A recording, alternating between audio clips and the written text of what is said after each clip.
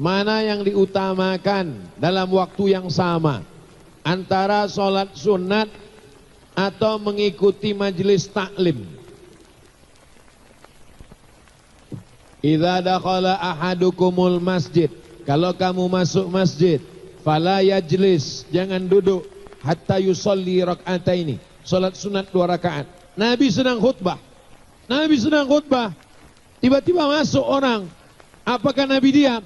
Kata Nabi, qum, fasolli rak'ataini, tegak, salat 2 rakaat. Jadi mana tahu datang ke Masjid Islamic Center Nusa Tenggara Barat, kebetulan tadi di musola dekat rumah sudah sholat Isya. Datang ke masjid ada pengajian. Apakah langsung ikut pengajian atau sholat sunat? Sholat sunat dulu, tapi ayatnya pendek. Jangan udah terlambat sholat sunat, rakaat pertama Yasin. Begitu salam, Ustadz pulang. Datang, iftitahnya pendek saja. Allahu Akbar kabira, alhamdulillah katsira, subhanallah bukratan wa asila, Al-Fatihah, lalu kemudian inna a'taina wal asri, salam, tetap dua-duanya dapat, pengajiannya dapat, lalu kemudian sholat sunatnya juga dapat. Wallahu a'lam bishawab. Bagaimana hukum mengambil barang majikan yang sangat pelit, bakhil, beda agama? Ini nampaknya bukan pertanyaan tapi mencari dalil menghalalkan. Ketika Nabi Muhammad SAW meninggal, wadir'uhu marhunatun inda Yahudiyin, baju besinya tergadai di tangan seorang Yahudi, bithalathina sa'an min tamrin, karena Nabi meminjam 30 sa', 1 sa' itu 3 kilo, 1 sa' 4 mud, 1 mud 7 ons setengah, 1 sa' berarti 3 kilo, kali 30, 3 kali 30, 90 kilogram gandum. Apakah karena dia tidak muslim? Lalu kata sahabat, ambil, tidak usah bayar. Tetap dibayar. Jadi hutang piutang walaupun beda agama, tetap bayar. Kalau terkait dengan masalah hutang piutang, walaupun berbeda agama, tetap bayar. Ini masalah hukum muamalah beda agama. Adapun orang yang pelit, yang bakhil tadi, mengambil barang majikan yang sangat pelit. Pelitnya majikan tidak melegalisasi perbuatan kita mengambil barangnya. Saya pernah diundang sosialisasi PLN. Judulnya haram mencuri listrik. Sosialisasi fatwa MUI. Jadi masyarakat kita ini berpikir begini, karena dia tidak puas dengan negara, maka boleh mencuri listrik dan mencuri air PDAM. Ini logika setan.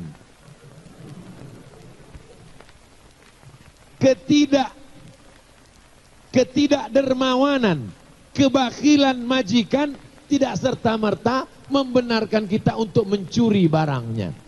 Jadi kita sudah melakukan 2 hal. Orangnya tidak kita robah, malah kita berubah menjadi orang jahat. Jadi mestinya orang yang bakhil itu berubah menjadi baik dan kita tidak menjadi pencuri. Nah, ini tentang masalah, sebenarnya tadi ada 2 pertanyaan. Demikian, wallahu a'lam bishawab.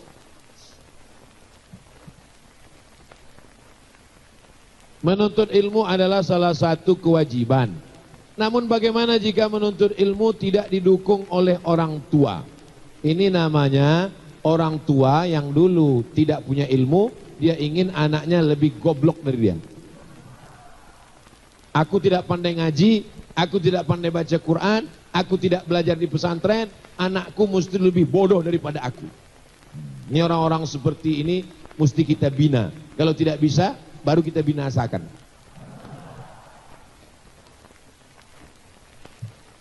Apakah menuntut ilmu itu masih menjadi kewajiban? Wa in jahadaka, kalau kedua orang tuamu memaksamu, ala an tusyrika bi, mempersekutukan aku, ma laisa laka bihi ilmun, engkau tidak ada ilmu di sana, fala tuti'huma, tidak boleh melawan orang tua. Tapi tidak boleh patuh kepada orang tua kalau menyebabkan maksiat kepada Allah Subhanahu wa taala. Orang tua yang kufur, yang fasik, yang jahil tidak boleh dipatuhi. Tapi ayat itu masih koma, baca ujungnya. Wa sahibhuma fid dunya ma'rufa. Tetaplah bergaul, berinteraksi sosial dengan baik. Jadi orang tua yang kejam jangan ikut pengajian. Apalagi kalau ustadznya Abdul Somad. Jangan dilawan. Karena kalau dilawan nanti tetap menjadi anak durhaka. Tapi diam-diam beri dia pengertian. Orang tua itu tetap ada orang yang dia tokohkan. Ada atasannya kalau dia masih aktif kerja. Ada orang yang dia hormati. Ada tokoh masyarakat yang dia segani. Ada ustadz yang dia idolakan. Jadi sampaikan pesan-pesan itu, pesannya punya anak, tapi melalui lisan orang lain. Mudah-mudahan orang tuanya berubah. Ad-du'a silahul mu'min. Doa senjata orang tua. Ya Allah, orang tua yang tidak mengizinkan anaknya belajar, mudah-mudahan setelah pengajian ini terbuka pintu hatinya. Diizinkannya anaknya belajar. Dan anak-anak mesti memberikan pengertian pada orang tua. Anak-anak tidak pernah dewasa di depan orang tua. Jangan mentang-mentang udah pengajian, ikut Muslim United, lalu pulang dari sini, orang tuanya dipanggil. Ayah, ibu, sini. Ya ayyuhalladzina kafaru. Tidak bisa begitu. Orang tua itu diberikan contoh suri tauladan. Sampai akhirnya mereka berpikir, dulu anakku ini sebelum ngaji kasar, setelah ngaji lembut. Dulu anakku sebelum ngaji nggak pernah bawa makanan, setelah ngaji.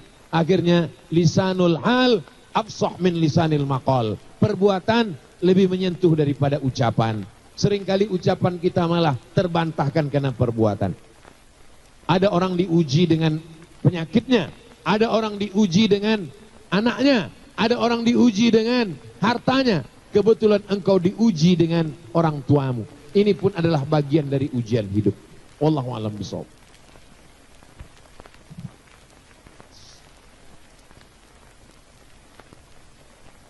Bagaimana cara cepat untuk membersihkan hati dari penyakit hati seperti sombong, riak, dan lain-lain? Kita bahas satu aja dulu, banyak betul nih penyakit.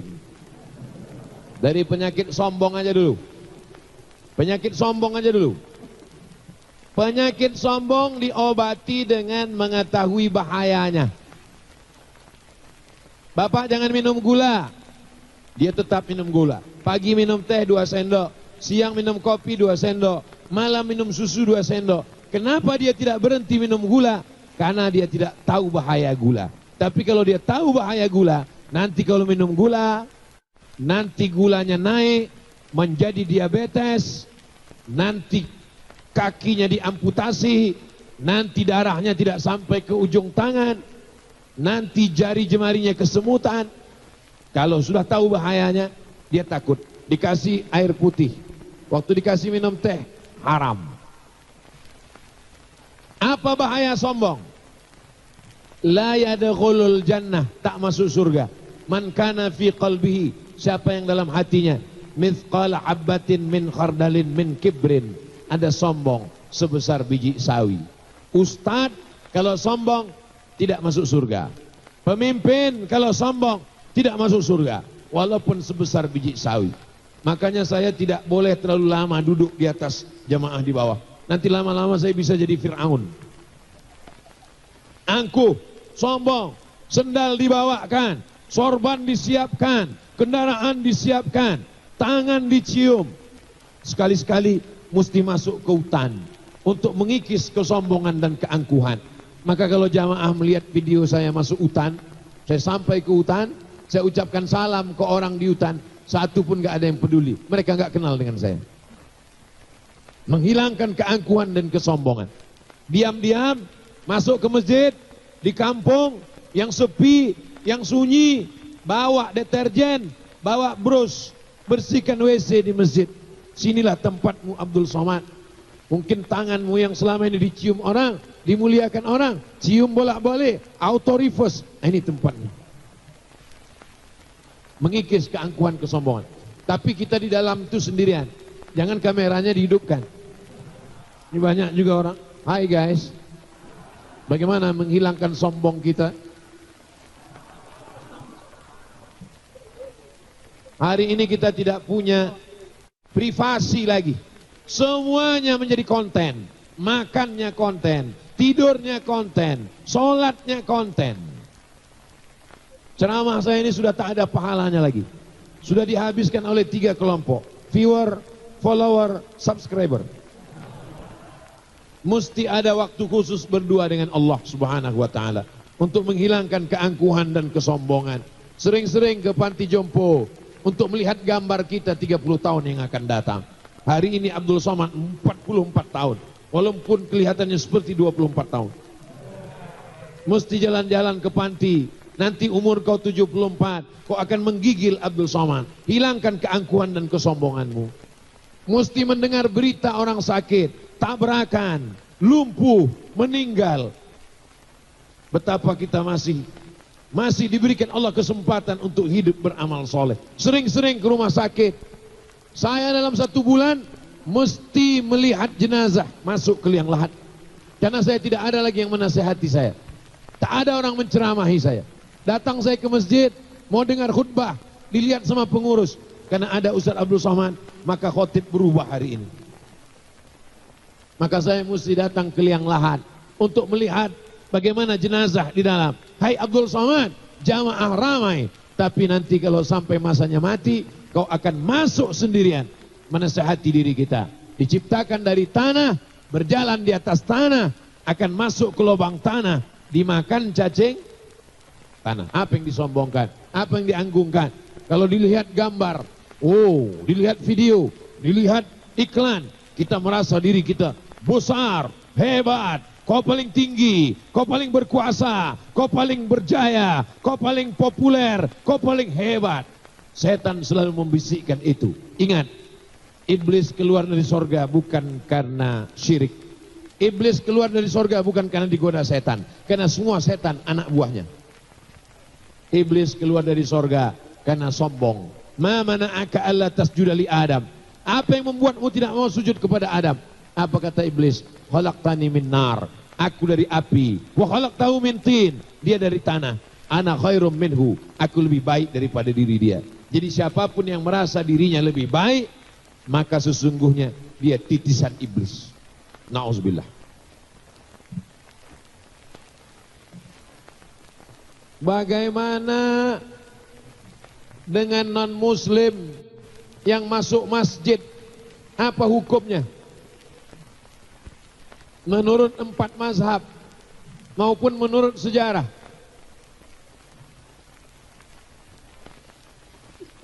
Buka tafsir Ibnu Katsir. Nama tafsirnya tafsir Al-Quranil Azim. Nama penulisnya Imam Abul Fida Ismail Ibni Katsir. Dalam mukaddimah surat Ali Imran. Ali Imran, keluarga Imran.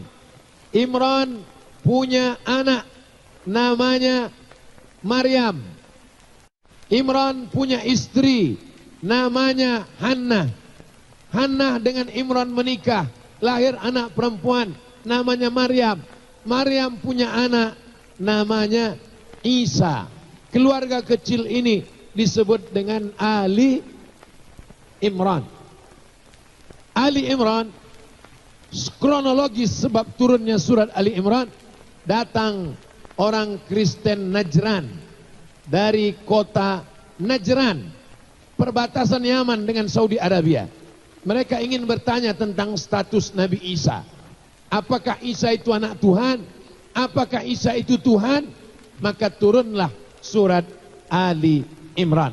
Ada 2 surat khusus tentang Isa. Yang pertama surat Ali Imran, yang satu lagi surat Maryam setelah surat Al-Kahfi. Seandainya Al-Quran itu buatan Nabi Muhammad, tentu 2 surat yang keluar. Pertama surat Ali Abdullah. Yang kedua surat Fatimah, surat Khadijah, surat Aminah. Inti menunjukkan Yasin wal Qur'anil Hakim innaka laminal mursalin ala suratim mustaqim tanzilal azizir rahim. Al-Quran datang dari Allah Subhanahu wa ta'ala. pada saat orang Kristen Ortodok Timur Najran datang ke Madinah, mereka masuk ke Masjid Nabawi. Itulah dalil non-muslim boleh masuk ke masjid. Makanya ketika datang dulu Obama datang ke Masjid Istiqlal, disambut oleh imam besar Profesor Dr. Ali Mustafa Yaakob, tapi tetap dibuat ada etika masuk masjid, supaya jangan nanti turis-turis masuk ke Masjid Islamic Center pakai baju you can see, you kamu can bisa see melihat, you can see kamu bisa melihat ketiak saya. Coba pergi ke Malaysia di komplek perkantoran, maka di situ ada masjid dan dibuat khusus pagar. Dibuatkan pagarnya dari pintu depan letter U. Turis-turis non-muslim hanya boleh di lingkungan itu saja dan dikasih pakai jubah yang penutup kepala. Jubahnya sekaligus tutup kepala sampai ke bawah. Jadi turis-turis sebelum masuk dikasih jubah itu, baru dia masuk ke dalam. Saya hampir juga dikasih jubah itu, disangka mereka saya turis. Nanti kalau ada turis mau melihat bagaimana cantiknya Masjid Islamic Center Nusa Tenggara Barat, mereka mau berdecak kagum melihat bangunannya yang cantik, yang megah, maka dikasih letter U, mereka boleh masuk, dikasih pagar, dan di pintu dikasih baju khusus supaya jubah seperti jubah Maroko yang tertutup kepalanya, supaya tidak perlu lagi kita kasih jilbab sampai ke bawah, supaya dia menutup aurat. Ada syarat dan ketentuan berlaku. Wallahu a'lam bishawab. Terakhir, Masya Allah, itu banyak lagi. Amalan apa untuk mendatangkan jodoh?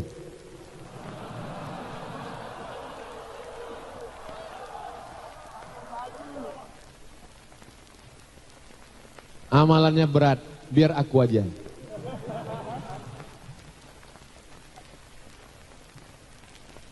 Amalan apa untuk mendatangkan jodoh? Jodoh itu rezeki apa tidak rezeki? Rezeki. Rezeki itu sudah dijamin Allah atau tidak dijamin? Lalu kenapa risau? Rezeki masuk dalam makan, minuman, masuk dalam nyawa, usia. Wa ma min dabbatin fil ardi illa 'ala Allah rizquha. Semua yang melata di atas muka bumi ini sudah dijamin Allah rezekinya. Innama amruhu idza arada syir, berarti dia kelompok. Kita tidak Jabariyah, tidak Qadariyah, tidak Mu'tazilah. Kita adalah Ahlus Sunnah wal Jatuh. Jadi jangan anak-anak muda nanti pas ditanya, kau kenapa belum nikah-nikah? Serahkan pada Allah. Mesti ada usaha untuk ta'aruf, untuk kenalan. Yang belum punya jodoh, datangi Habib Ja'far. Beliau banyak punya stok, banyak jamaah. Beliau khusus jamaah anak muda, banyak anak-anak muda yang bisa. Kalau saya ada, tapi yang tua-tua aja.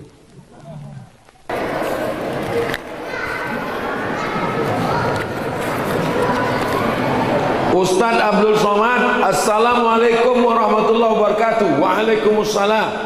Izin bertanya Pak Ustadz, apa hukumnya sholat satu kampung masjidnya dua?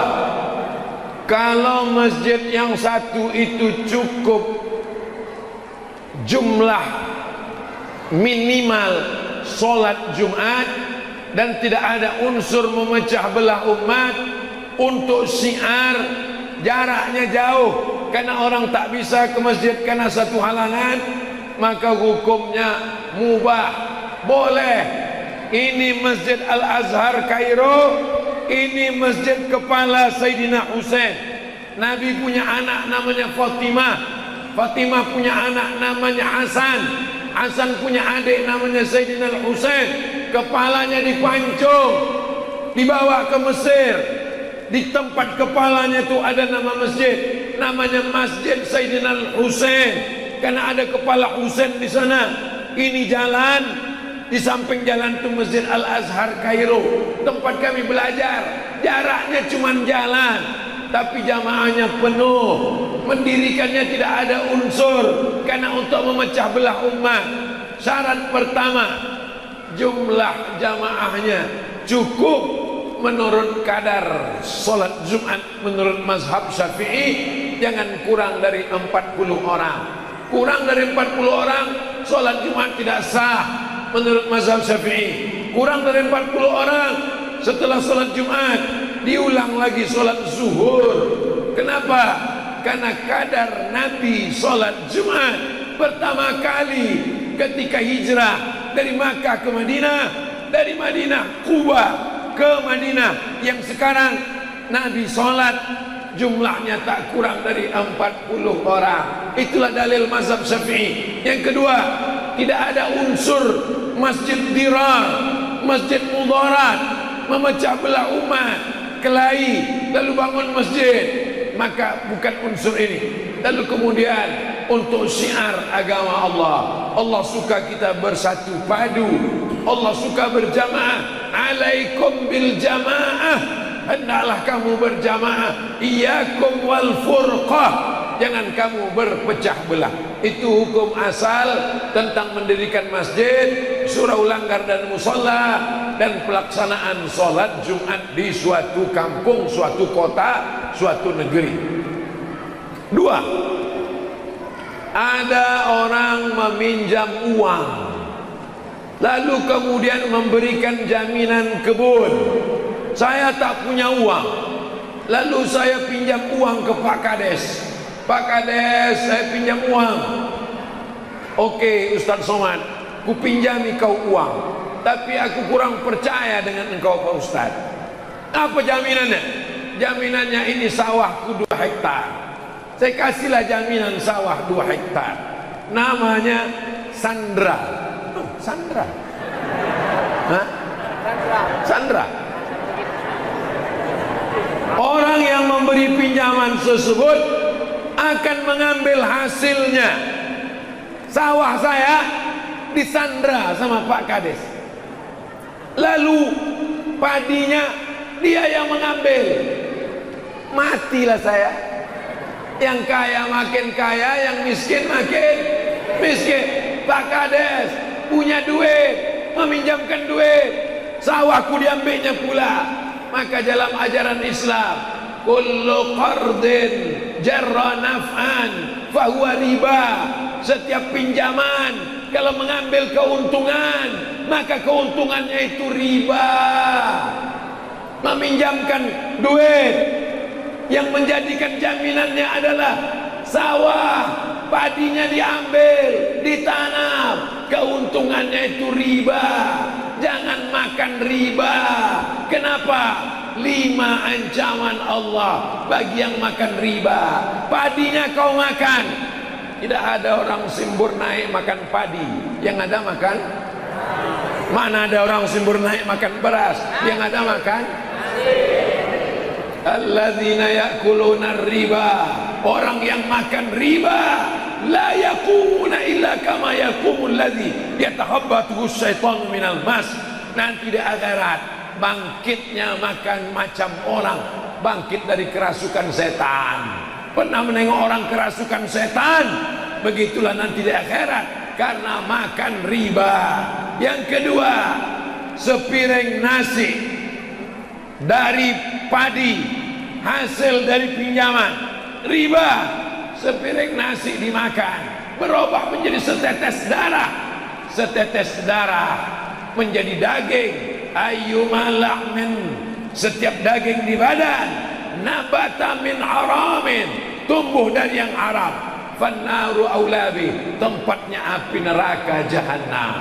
Yang ketiga, setetes darah masuk ke jantung, setetes darah masuk ke jantung, dari jantung naik ke otak, otak jadi hitam, nasiyatin kazibatin khati'ah, otak jadi hitam gara-gara darah riba, darah haram. Yang keempat, berdoa pagi, petang, siang, malam. Subuh, Allahumma hadina fi man hadain. Zuhur, Rabbi firli wali walidayya. Malam, Rabbana zalamna anfusana. Doanya tak dikabulkan Allah. Gara-gara apa? Mat'amu haram. Gara-gara makan haram. Gara-gara makan haram.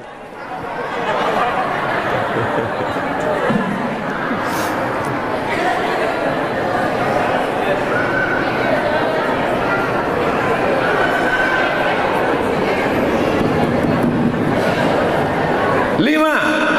Oh, masih kuat suara. Yang kelima, penyebab makan haram adalah di antaranya tak ada barokahnya. Itulah mengapa duit banyak hati tak tenang. Duit yang banyak tapi tak jelas perginya kemana. Duit hantu dimakan tuyul. Bapak Ibu yang dimuliakan Allah Subhanahu wa taala. Jadi kalau saya minjam duit ke Pak Kades, lalu sebagai jaminannya adalah padi, sawah. Sawah itu tak boleh diambil manfaatnya. Saya tetap menanamnya sampai tanggal perjanjian bayar 1 Januari 2022. Saya pun datang, Pak Kades, ini duit bayar hutang, maka padi sawah pun kembali. Tapi kalau sudah sampai waktunya tidak bisa, maka tanah jaminan diambil milik Pak Kades sesuai dengan harga, berapa harga yang sudah ditetapkan. Begitulah ajaran dalam Islam. Kullu qardin, setiap pinjaman, jarra naf'an, mengambil manfaat, fahuwa riba, maka manfaatnya itu riba. Pinjam 10 juta, bayar 11 juta, yang 1 juta riba.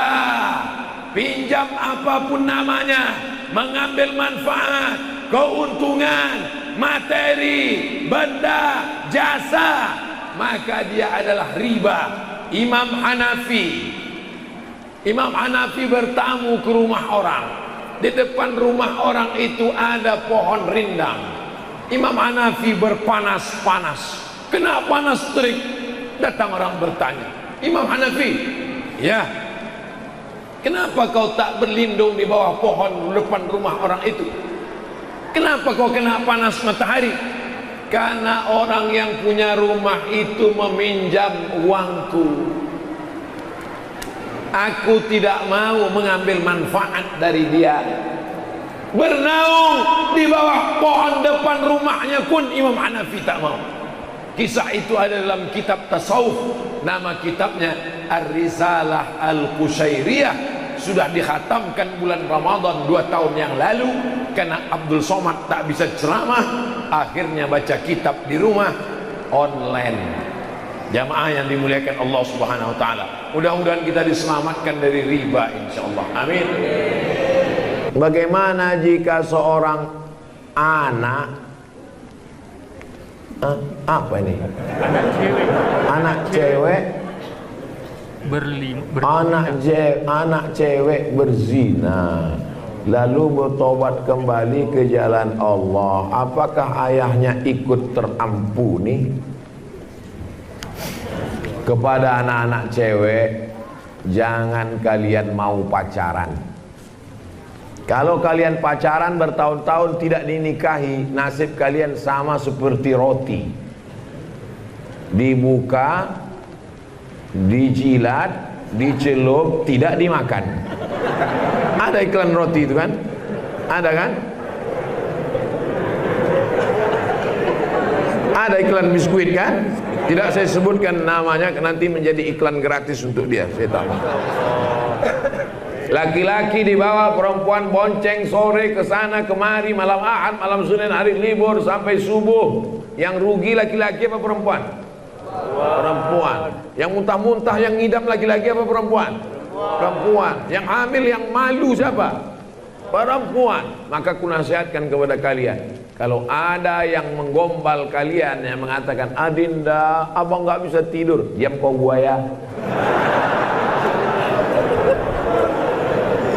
Kalian pun jangan memandang perempuan sebagai objek. Perempuan itu adik kalian. Perempuan itu anak kalian. Suatu saat kalian akan menikah, punya anak perempuan. Kalau kalian sia-siakan perempuan hari ini, ingat, anak kalian suatu saat akan disia-siakan orang. Mesti berpikir seperti itu.